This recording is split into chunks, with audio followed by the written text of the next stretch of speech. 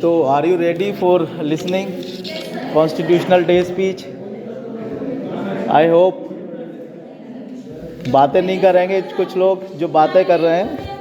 I request them don't to talk, not to talk, so please don't talk.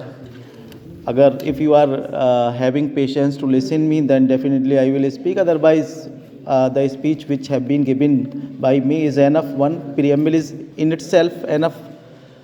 It tells about the gist of the constitution. तो संविधान का जो सार है वो अपने आप में जिस्ट प्रीएम्बल में है, वो मैंने बता ही दिया आपको.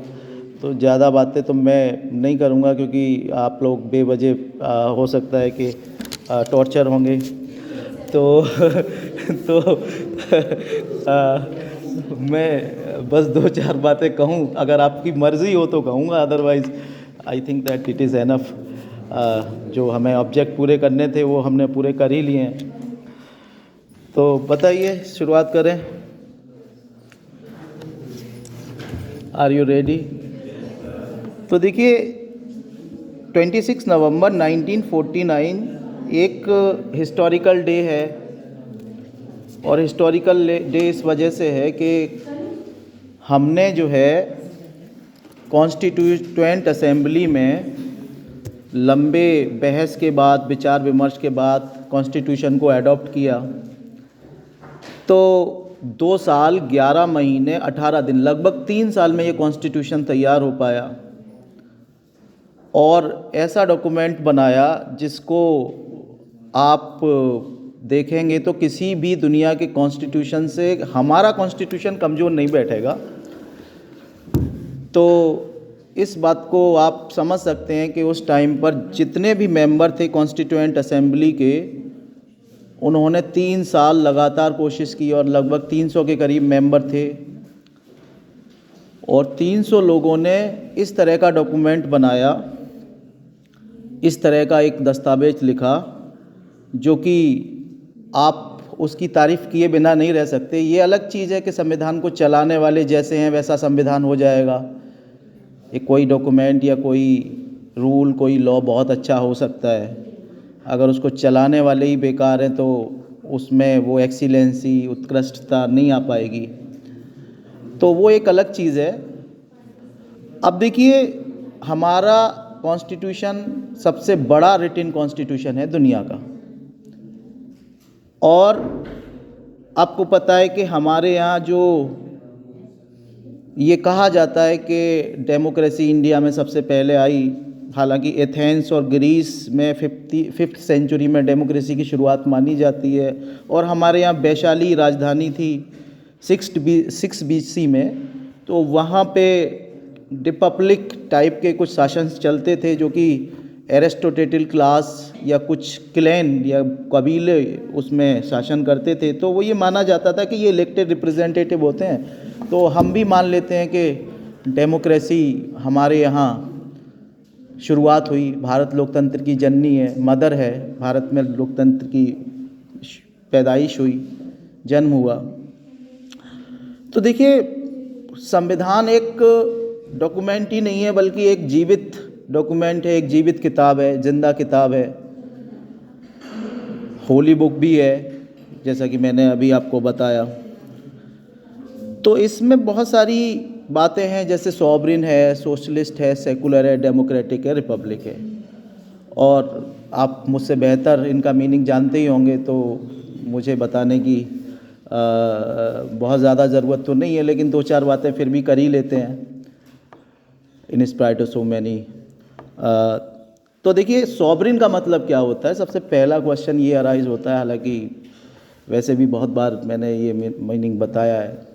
तो सॉवरिन का मतलब होता है कि हम अपने किसी विदेशी देश से गाइडेड नहीं है, संचालित नहीं है, विदेशी देश के हिसाब से नहीं चल रहे हैं. और हम अपने आंतरिक मामले, अंदर के मामले और बाहरी मामलों में किसी देश के हिसाब से काम नहीं करेंगे, अपने हिसाब से काम करेंगे. ये सॉवरिन का आसान वर्ड्स में मतलब होता है. हालांकि डेफिनेशन सॉवरिन की ऑस्टिन वाली भी होगी और बाकी जो मॉडर्न डेफिनेशन है सॉवरिनिटी की वो एक अलग अलग चीज़ें होंगी. हम उनके ऊपर डिटेल में बहस नहीं करेंगे. तो सॉवरिन का एक सिंपल मतलब ये हो गया. अब दूसरा जो वर्ड है सोशलिस्ट, और सोशलिस्ट समाजवादी जो वर्ड है, आपको पता है कि 39B और C एक आर्टिकल हैं जो कि ये इक्वल इकोनॉमिक डिस्ट्रीब्यूशन की बात करते हैं कि बराबर के जो आर्थिक संसाधन है उसमें बराबरी हो सभी के पास। इस तरह की दोनों आर्टिकल बात करते हैं। तो यहीं से समाजवाद का कंसेप्ट भी निकल के आता है कि सामाजिक और आर्थिक जो है सभी बराबरी होनी चाहिए। समाज में मैं इनके पास ना बैठ पाऊँ या कोई किसी के बराबर ना बैठ पाए, तो ये सामाजिक भेदभाव ख़त्म हो, आर्थिक भेदभाव के बहुत सारा पैसा किसी के पास है और किसी के पास कुछ नहीं है, तो ये ख़त्म हो, तो ये समाजवाद का मतलब है। हालांकि कई केस आए सुप्रीम कोर्ट के, और हालांकि कोई प्रिसाइज डेफिनेशन नहीं दी गई सोशलिस्ट वर्ड की। ये कहा गया कि केवल मतलब जो नेशनलाइजेशन है और राष्ट्रीयकरण हम चीज़ों का करेंगे, और उसके अलावा हम प्राइवेटाइजेशन कम से कम करेंगे, इस तरह की बातें हुई। सोशलिस्ट का मतलब वेलफेयर स्टेट से भी लगाया जाता है, लगाया जाना चाहिए। हालांकि लिखा नहीं है कॉन्स्टिट्यूशन में वेलफेयर स्टेट क्या होती है। अब देखिए इसके बाद में सेकुलर वर्ड है, धर्मनिरपेक्ष। तो हमको पता है कि बिलीफ, फेथ एंड वर्शिप की आज़ादी 25 आर्टिकल में है, बोलने और अभिव्यक्त करने की आज़ादी 19 क्लॉज 1A में भी है। तो ये वहाँ से आ रहे हैं। हालांकि बाद में ये वर्ड रखा गया, लेकिन पहले से ये वर्ड छुपे हुए थे कॉन्स्टिट्यूशन में, केवल स्पष्ट किया गया 42nd अमेंडमेंट में।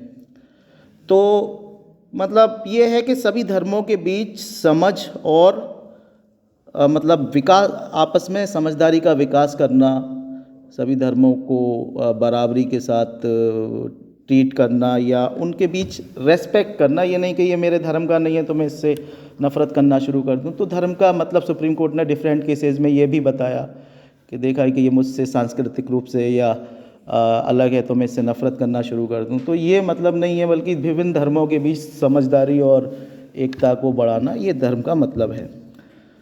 आपको सीरियस तो नहीं हो रहा मामला थोड़ा सा तो क्योंकि थोड़ा ज़्यादा वैसी बातें हो रही हूँ। तो देखिए अब इसके बाद में लोकतांत्रिक मतलब है। लोकतंत्र का मतलब लिंकन ने बड़े आसान वर्ड्स में कहा है, लोगों की, लोगों के लिए, लोगों के द्वारा सरकार।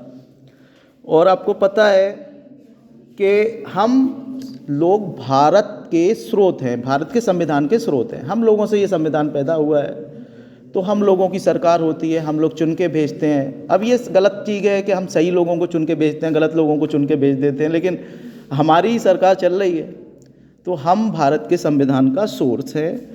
और रिपब्लिक जो वर्ड है वो ये बताता है कि देश का राजा या हेड जो होगा वो चुना हुआ व्यक्ति होगा, कोई किसी खास खानदान से, किसी खास जो है वो मतलब वंशानुगत नहीं होगा, किसी खास क्लैन से, वंश से आ जाए कि किसी खास खानदान के व्यक्ति को हम, जैसे इंग्लैंड में होता है महारानी वहाँ की हेड होती है, लेकिन हमारे यहाँ राष्ट्रपति होगा वो चुन के आएगा।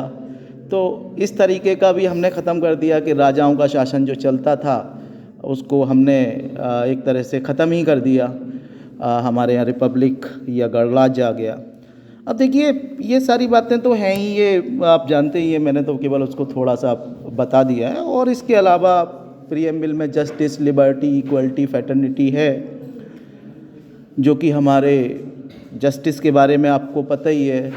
जस्टिस पे मतलब बहुत सारे थिंकर्स ने सोचा। इवन अमर्त्य सेन ने अभी जो है उनको ऑस्कर भी मिला है अर्थशास्त्र में, उन्होंने भी जस्टिस पे काफ़ी कुछ लिखा है। जस्टिस क्या होता है, अरिस्टोटल से लेके अभी तक के थिंकर इस पे बात कर रहे हैं, लेकिन जस्टिस की कोई डेफिनेशन नहीं है। हालांकि हमारा संविधान सामाजिक, आर्थिक और राजनीतिक न्याय की बात तो करता ही है। तो देखिए इस तरीके से हमारे यहाँ आज़ादी की भी बात होती है, स्वतंत्रता, ठीक है ना, स्वतंत्रता बोलने की, विश्वास करने की, अभिव्यक्ति की, ठीक है ना। तो इसके अलावा समानता की बात होती है, equality of status and opportunity, यानी सभी लोग हैसियत में, औकात में बराबर होंगे, ठीक है। और अफसर सभी को बराबर मिलेंगे, किसी को ज़्यादा मौके मिल गए तो वो चीफ़ जस्टिस ऑफ इंडिया हो गया। मेरे father chief justice of India है, मैं भी चीफ़ जस्टिस ऑफ इंडिया बन जाऊंगा, और मेरे फादर नहीं है तो बड़ा मुश्किल हो जाएगा मेरे लिए। तो इस तरह की जो है स्टेटस की बराबरी, अवसरों की बराबरी होनी चाहिए और हमारा संविधान तो यही बात करता है कि अवसरों की बराबरी होगी। इसके अलावा हम फ्रेटर्निटी की बात करते हैं, बंधुत्व होना चाहिए, भाईचारा होना चाहिए, तो ताकि डिग्निटी ऑफ इंडिविजुअल इंश्योर रहे और देश की एकता और अखंडता बनी रहे। अगर भाईचारा नहीं होगा, मैं कहूँगा ये मेरा दुश्मन है, पड़ोसी है, लेकिन मेरा दुश्मन मैं मानता रहूँगा तो भाईचारा नहीं बढ़ेगा, देश की अखंडता और एकता बड़ी मुश्किल से हम उसको इंटैक्ट कर पाएंगे। तो ये जो है मतलब सारी बातें कॉन्स्टिट्यूशन में हैं। I think it is enough for today. अब आप बता दीजिए कि कुछ और